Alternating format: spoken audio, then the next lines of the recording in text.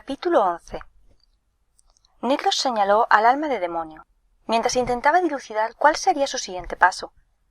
El comandante Orco apenas había dormido en toda la noche. El hecho de que Torgus no hubiera regresado de su misión lo reconcomía por dentro. ¿Había fracasado? ¿Ambos dragones habían muerto? De ser así, ¿qué clase de fuerzas habían enviado a los humanos a rescatar al Extrasta? ¿Un ejército de jinetes de grifos apoyados por magos?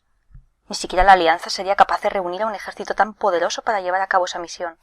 No cuando se estaba librando una guerra al norte.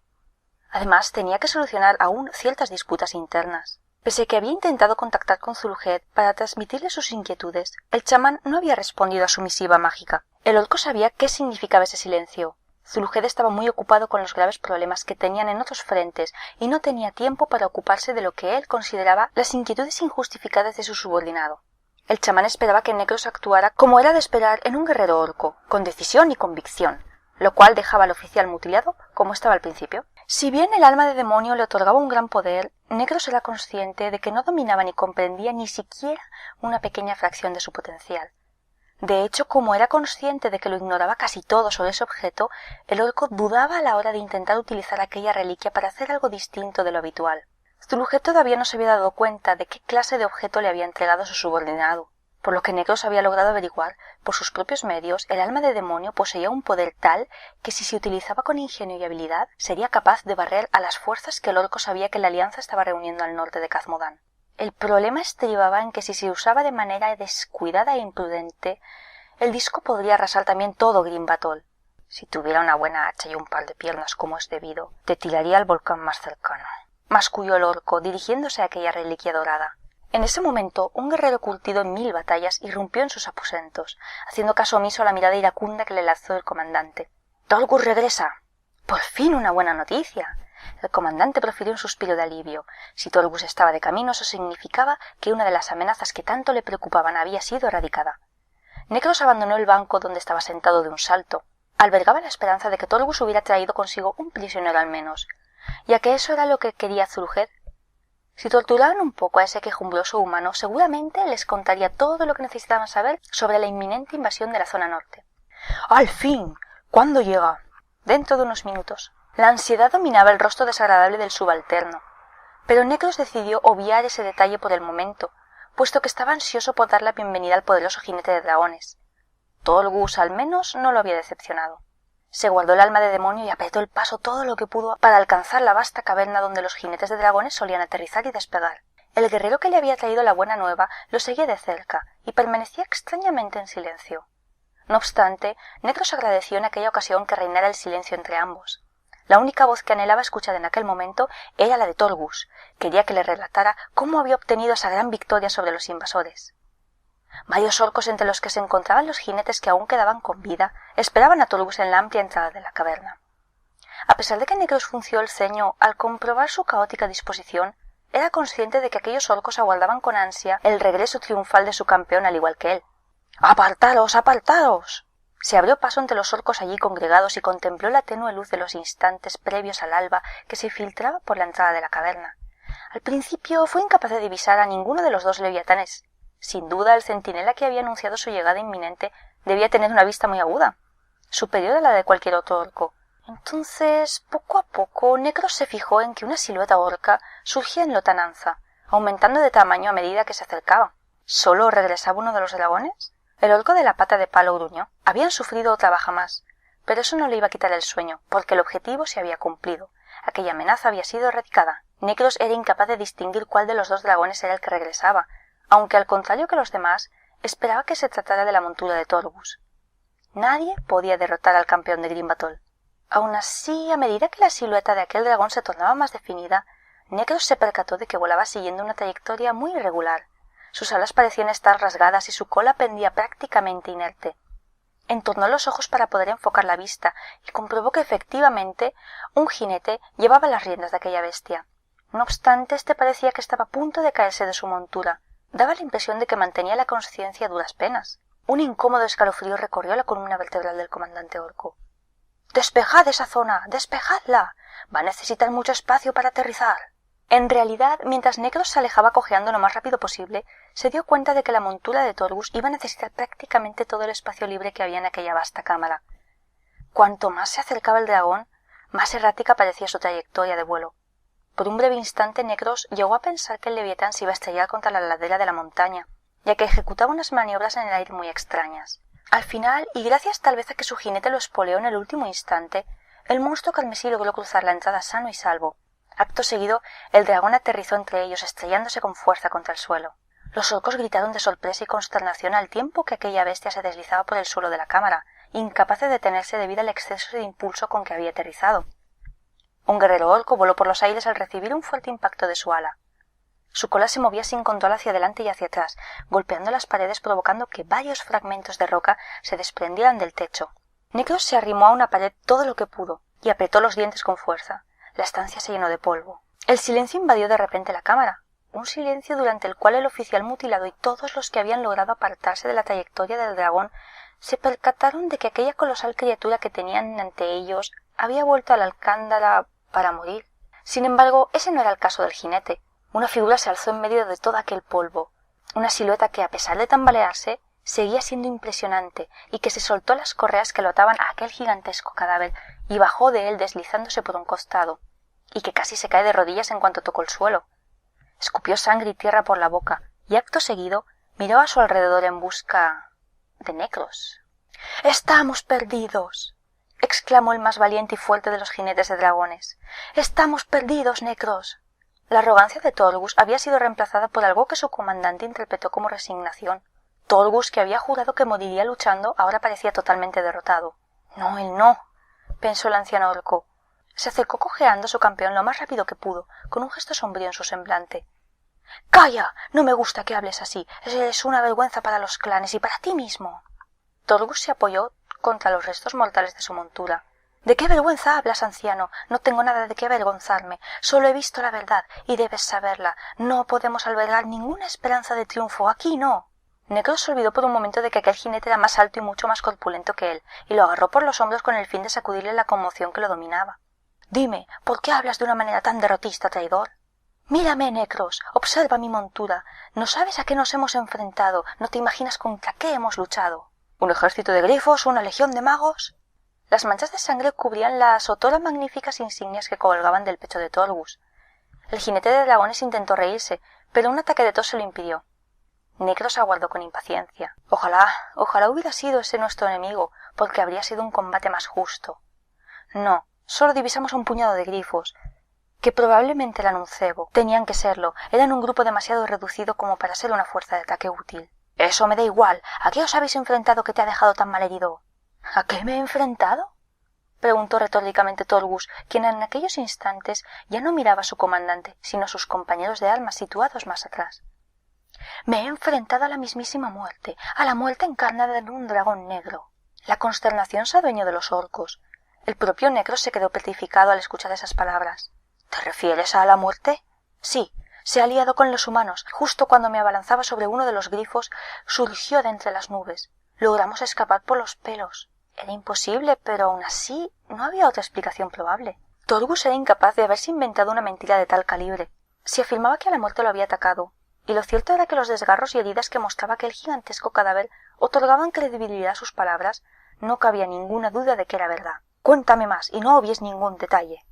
A pesar de que su estado era lamentable, el jinete obedeció y le contó cómo él y el otro orco que lo acompañaba se habían topado con un grupo enemigo muy reducido y que, por tanto, no representaban una seria amenaza. Tal vez se tratara de una avanzadilla de exploración. Torgus había distinguido dentro del grupo varios enanos, una elfa y al menos un mago. Unos objetivos muy fáciles, a excepción de un guerrero humano, que sacrificó su vida inopinadamente y que fue capaz de matar a otro dragón él solo. Pese a esto último, Torgus no esperaba toparse con mucha más resistencia, ni tampoco que le costase librarse de aquellos enemigos. Si bien el mago había demostrado ser un incordio, se había esfumado en mitad del combate. Probablemente había muerto al caer al vacío. Entonces el orco había decidido arremeter contra el resto del grupo, dispuesto a acabar con ellos. Fue entonces cuando lo atacó la muerte. Aunque la bestia de Torgus no era rival para el dragón negro, ésta se había negado a obedecer las órdenes de su jinete y se había enfrentado al coloso de ébano. Torgus no era un cobarde, pero se había percatado en el acto de que era inútil enfrentarse a un leviatán provisto con una armadura tan especial. Una y otra vez durante la refriega había ordenado a voz en grito a su montura que se alejara de su adversario. para cuando el dragón rojo le obedeció, el otro ya le había infligido varias heridas graves. Mientras el jinete contaba lo que le había sucedido, Necros se fue dando cuenta de que sus peores pesadillas se habían hecho realidad. El goblín Krill había estado en lo cierto al informarle de que la alianza buscaba liberar a la reina de los dragones del yugo de los orcos, pero aquella criatura nauseabunda ignoraba, o tal vez no se había dignado a contarle a su amo qué clase de fuerzas había reunido para llevar a cabo esa misión. De algún modo, los humanos habían logrado hacer algo inconcebible: sellar un pacto con la única criatura que ambas partes respetaban y temían. A la muerte, masculló. Aún así, ¿por qué iban a infrautilizar a ese coloso en una misión de esa índole? Seguramente Torgus tenía razón al afirmar que el grupo de invasores que había descubierto debía de ser una avanzadilla de exploración o un cebo. Sin duda un ejército mucho más numeroso y poderoso seguía sus pasos de cerca. De improviso, Necros creyó saber qué estaba ocurriendo realmente. Se giró para encararse con los orcos e intentó evitar que se le quebrara la voz. La invasión ha comenzado, pero no nos atacan por el norte como esperábamos, sino que los humanos y sus aliados han decidido venir por nosotros primero. Sus guerreros se miraron unos a otros consternados. Se acababan de dar cuenta de que se enfrentaban a una amenaza mucho mayor de lo que cualquiera en la horda podría imaginar. Una cosa era morir valientemente en batalla, y otra saber que uno se enfrentaba a una muerte segura. Necros creía que las conclusiones a las que había llegado eran totalmente lógicas. Los invasores habían entrado subversivamente por el oeste con el fin de hacerse con el control del sur de Khazmodan, para liberar o matar a la reina de los dragones, dejando así a los restos de la horda que aguardaban a que las fuerzas invasoras entraran por el norte, cerca de Dun Algaz, sin su principal apoyo, y luego abandonarían Grim Batol y se dirigirían al norte. De ese modo los orcos se verían atrapados entre las fuerzas enemigas procedentes del sur y las de Dun Mod. Las últimas esperanzas de la raza orca se hacían añicos, y los supervivientes serían enviados a los enclaves vigilados que los humanos habían levantado a tal efecto. Zulujed había dejado a Necros a cargo de todos los asuntos que afectaran a aquella montaña y a los dragones cautivos en ella. Como el chamán no había considerado oportuno responder a las peticiones de ayuda de su subordinado, cabía suponer que confiaba en que Necros haría lo correcto, así que Necros tomaría las decisiones pertinentes. Torgus, ve a que te curen y duerme un poco, ya hablaremos más tarde. Necros... ¡Obedece! La furia que se asomó a los ojos del orco tullido obligó a retroceder al campeón de los jinetes de dragones. A Torgus no le quedó más remedio que asentir, y con la ayuda de uno de sus camaradas abandonó la cámara. Entonces Necros centró la atención en los demás orcos. «Recoged todo lo que sea importante y subidlo a los carromatos. Trasladad todos los huevos en cajas acolchadas con paja y mantenedlos calientes», ordenó, y se detuvo un instante para repasar mentalmente la lista de prioridades. «Preparaos para matar a cualquier cachorro de dragón que no podamos adiestrar por no estar domesticado aún». Esas palabras provocaron que Torgus se parara en seco. Tanto él como el resto de los jinetes miraron a su comandante con horror. «¿Quieres que matemos a los cachorros? Pero si los vamos a necesitar». «Solo vamos a necesitar a los que podamos sacar de aquí con suma celeridad. Haz lo que digo, por si acaso». El campeón de los jinetes de dragones clavó la mirada en su comandante y le preguntó: «¿Por si acaso qué?» «Por si acaso no consigo acabar con a la muerte». En ese preciso instante todos los jinetes en aquella cámara lo miraron fijamente, como si le hubiera salido una segunda cabeza y se hubiera convertido en un ogro. «¿Acabar con a la muerte?», repitió entre gruñidos uno de los jinetes. Entonces Necros buscó con la mirada a su domador principal, el orco que solía ayudarlo a cuidar de la reina de los dragones. «Tú, ven conmigo, tenemos que dar con la manera de trasladar a la madre». Torgus por fin creyó saber lo que sucedía. «¿Quieres que abandonemos Grim Batol? ¿Pretendes trasladar todo al norte?» «Sí». «Pero el enemigo te seguirá, la muerte te seguirá». El orco de la pata de palo resopló. «¿Ya sabes cuáles son tus órdenes? ¿O acaso estoy rodeado de peones quejicas en lugar de poderosos guerreros?» Ese comentario hiriente incitó a Torgus y los demás a cambiar de actitud de inmediato. Por muy mutilado que estuviera Necros, él era quien mandaba en aquel lugar. No les quedaba más remedio que obedecerlo, aunque pensaran que sus planes eran una locura. Necros se abrió paso a empujones, apartó de su camino al campeón herido y a todo aquel que encontró a su paso, mientras no paraba de dar vueltas en su cabeza sus planes. Lo más importante era sacar a la reina de los dragones al exterior. Aunque solo fuera al exterior de esa caverna, bastaría con eso para que pudiera cumplir su propósito. Pretendía hacer lo mismo que los humanos, poner un cebo. En caso de que su plan fallara, los huevos al menos acabarían en manos de Zulujed. De ese modo, si Necros era derrotado, los huevos sobrevivirían y serían de gran ayuda para la horda. Y si por el contrario Necros lograba ser el vencedor de la contienda, aunque para obtener la victoria tuviera que sacrificar su vida, los orcos tendrían más posibilidades aún de repeler la invasión de la alianza. De repente, deslizó una de sus robustas manos dentro de la bolsa donde reposaba el alma de demonio. negros trituracráneos, se había preguntado muchas veces cuáles eran los límites del poder del misterioso talismán. Por fin iba a tener la oportunidad de comprobarlo. La suave luz del alba despertó a Ronin de uno de los sueños más profundos que jamás había tenido. Con gran esfuerzo se incorporó y echó un vistazo a su alrededor con el fin de hacerse una idea de dónde estaba. Se trataba de una zona boscosa y no de una posada con la que había estado soñando, de la posada en la que él y Berés habían estado hablando de «Estás despierto, eso es bueno».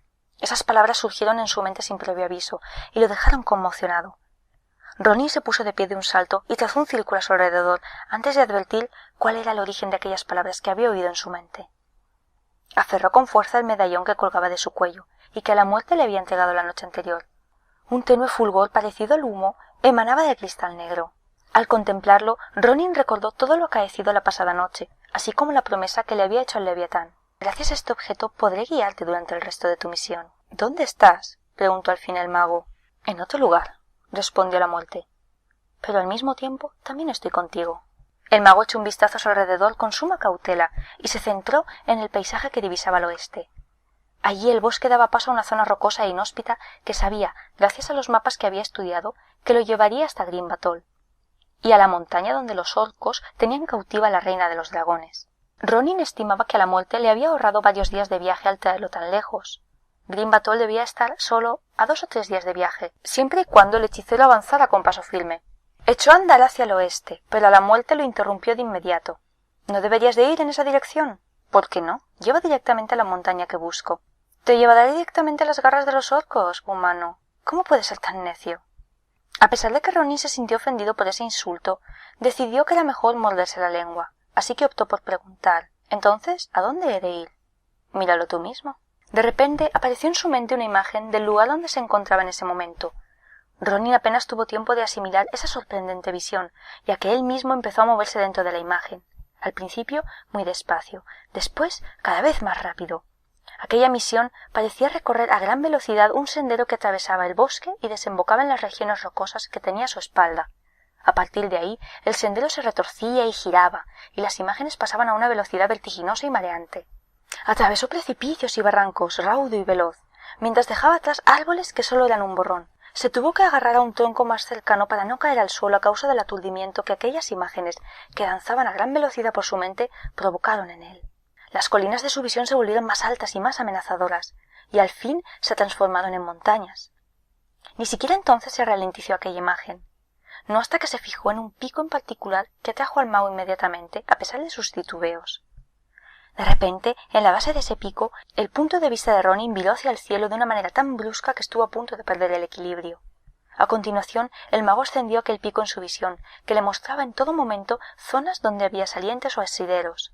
Ascendió y ascendió hasta que alcanzó la angosta entrada de una caverna. En ese preciso instante, la visión terminó tan abruptamente como había comenzado, dejando a Ronin agitado entre el follaje. Ese es el camino que debes de recorrer, el único sendero que te permitirá alcanzar tu meta. Pero tardaré mucho más si sigo esa ruta, y atravesaré zonas mucho más peligrosas. El mago no quería ni pensar en que tendría que ascender por la ladera de esa montaña. Lo que podía parecerle una ruta muy sencilla a un dragón, podía resultarle muy traicionera a un humano, aunque éste dominara el arte de la magia. Contarás con ayuda. No he dicho que tengas que recorrer a pie todo ese camino. Pero ya es hora de que inicies tu viaje, le anunció aquella voz en su mente. Acto seguido, Ronin echó a andar, o más bien sus piernas echaron a andar. Solo sufrió esa extraña sensación durante unos segundos, pero fue más que suficiente para que el mago apretara el paso. A medida que recuperaba el control de sus extremidades inferiores, fue apretando el paso. No quería experimentar de nuevo una sensación similar. A la muerte le acababa de demostrar con una facilidad pasmosa que los unía un vínculo extremadamente fuerte. Aunque el dragón no volvió a hablar, Ronin sabía que la muerte merodeaba por algún rincón recóndito de su mente. Al parecer, pese a todo el poder que poseía el Leviatán negro, no controlaba totalmente a Ronin. Al menos los pensamientos de Ronin parecían estar a salvo de la mirada indiscreta de su aliado. Si no, a la muerte no se habría sentido nada contento con el mago en aquel momento, ya que Ronin había dado con la manera de librarse de la perniciosa influencia del coloso. Resultaba curioso. La noche anterior había estado más que dispuesta a creerse todo lo que la muerte le había contado, incluso cuando el dragón negro afirmó que deseaba rescatar al Extraza. Ahora, sin embargo, podía pensar con más claridad y percatarse mejor de lo que sucedía en realidad. No le cabía duda de que a la muerte no quería liberar a su mayor rival. ¿Acaso no había pretendido destruirla a ella y a su raza de dragones por medio de la guerra? Entonces recordó que a la muerte había respondido a esa pregunta más adelante, en esa misma conversación. Los orcos se dedican a criar y domar a los hijos del Extrasa humano. De ese modo los vuelven en contra del resto de los seres vivos. Ten en cuenta que, aunque la liberemos, ya no podremos salvar a sus vástagos, puesto que seguirán siendo fieles a sus amos. Por eso mato a sus hijos, porque no me queda más remedio, ¿entendido? Ronin lo había entendido perfectamente. Todo cuanto le había contado el dragón la noche anterior le había parecido cierto. Pero al día siguiente, bajo la luz del sol, se preguntaba hasta qué punto lo que le había dicho era verdad. Quizá las palabras de la muerte contenían un alto porcentaje de verdad, pero eso no significaba que no tuviera otras razones más siniestras para actuar como lo estaba haciendo. Ronin barajó la posibilidad de deshacerse del medallón. Sin embargo, sabía que si lo hacía, seguramente atraería la atención de su aliado, algo que no deseaba. Además, a la muerte podía localizar al mago con suma facilidad. Aquel dragón ya había demostrado que podía reaccionar muy rápido. Asimismo, Ronin también dudaba que, en caso de que la muerte se presentara de nuevo ante él, fuese en calidad de camarada. Por ahora, lo único que podía hacer era seguir el camino que éste le había indicado. Entonces, Ronin se dio cuenta de que no llevaba consigo ninguna provisión, ni siquiera un pellejo con agua. Tanto las provisiones como el pellejo estaban en el fondo del mar, junto al desventurado Moloch y su grifo. A la muerte no había creído conveniente suministrarle tales alimentos básicos para emprender el viaje.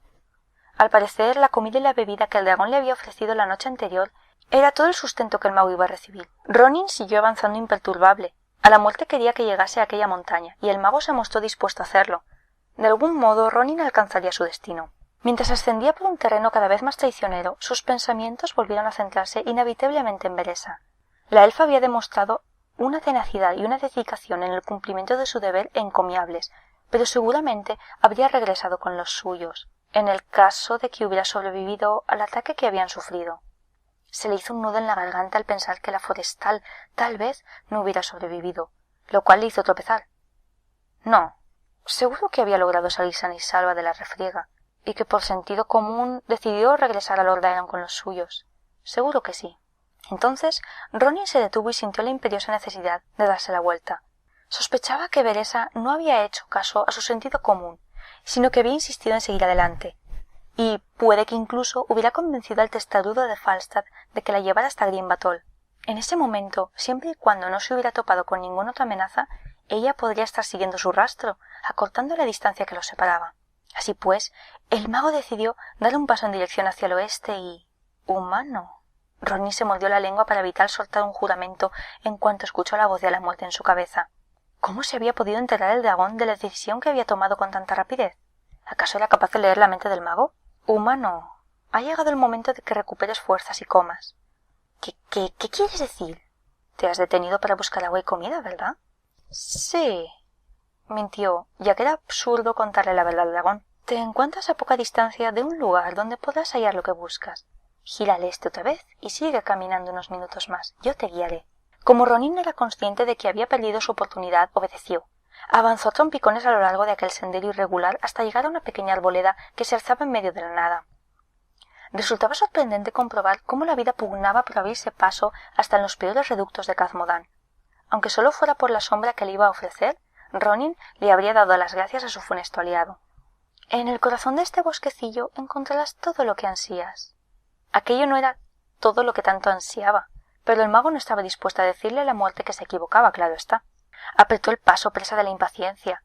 No veía el momento de beber un poco de agua y poderse llevar a la boca algo de comida. Además, unos minutos de descanso le vendrían muy bien. Si bien aquellos árboles eran bastante bajos para pertenecer a esa clase de plantas, mediante 3,5 metros de altura, daban buena sombra. Ronin se adentró en el bosquecillo y echó un vistazo a su alrededor. Con toda seguridad había un arroyo cerca, y a lo mejor algo de fruta también. El mago pensaba que a la muerte no podía conseguirle otra clase de comida desde la lejanía. Sin embargo, se equivocaba. Le ofrecía un festín. En el centro de la zona boscosa había unas raciones de comida y bebida que Ronin nunca había imaginado que podrían encontrarse en un lugar así. Consistía en conejo asado, pan recién hecho, fruta y agua fresca. El mago tocó la ánfora que contenía el líquido elemento con sumo respeto. «Come», murmuró el dragón en su cabeza. Ronin le obedeció gustoso y se dispuso a dar buena cuenta de aquellos alimentos. El conejo acababa de ser preparado y estaba sazonado a la perfección, y el pan conservaba el agradable aroma del horno. Se olvidó de los buenos modales y las normas de cortesía y bebió directamente del ánfora, y descubrió que ésta, lejos de vaciarse, seguía igual de llena. A partir de entonces, Ronin no se tuvo que preocupar por racionar el agua y bebía cuanto le apetecía, a sabiendas de que la muerte velaba por su bienestar, al menos hasta que el mago alcanzara la montaña. Aunque podría haber invocado un poco de agua y comida con sus propias habilidades mágicas, esto le habría arrebatado unas energías preciosas que podría necesitar en el futuro en situaciones más apuradas. Ronin albergaba serias dudas de que él hubiera sido capaz de conjurar un festín como ese, y en todo caso le habría costado un esfuerzo tremendo. Antes de lo que le hubiese gustado, volvió a escuchar la voz de la muerte. ¿Te sientes saciado? Sí, lo estoy, gracias. Ya es hora de proseguir tu viaje. Ya conoces el camino. Lo conocía tan bien que podía visualizar en su mente la ruta que el dragón le había mostrado. Aparentemente a la muerte quería cerciorarse de que su peón no se extraviaba. Como no le quedaba más remedio, el mago obedeció.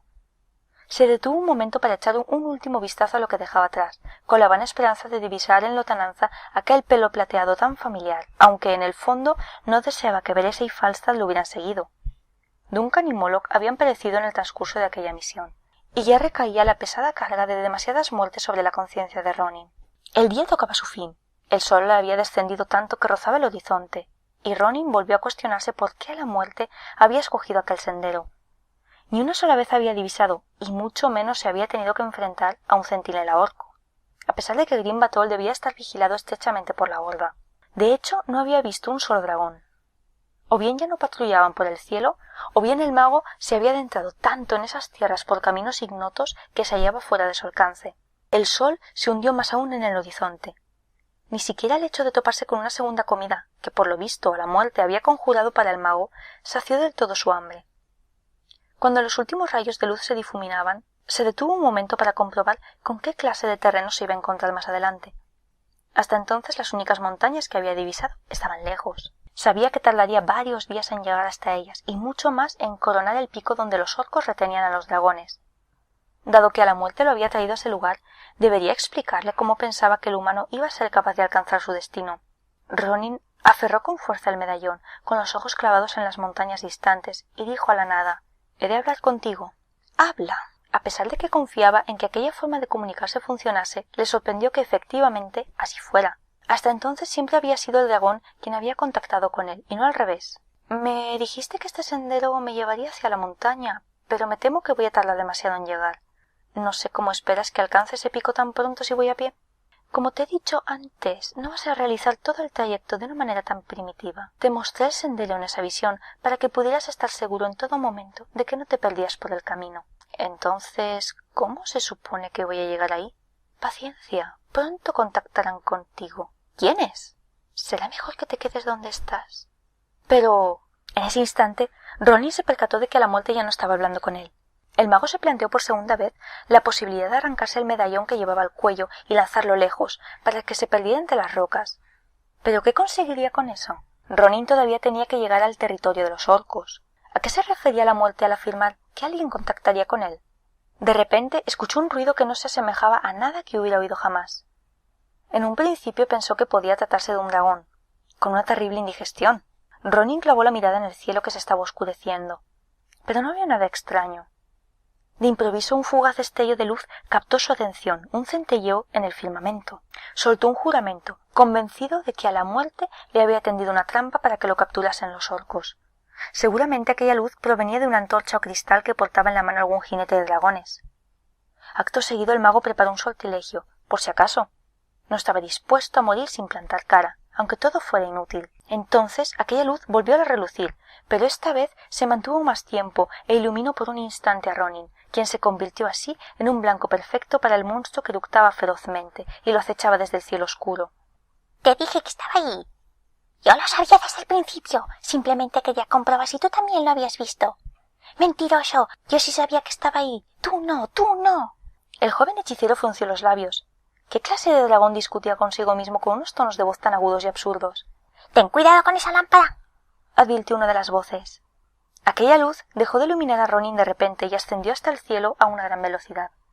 Ese rayo de luz brilló brevemente sobre una enorme forma ovalada que acababa en punta en su parte delantera.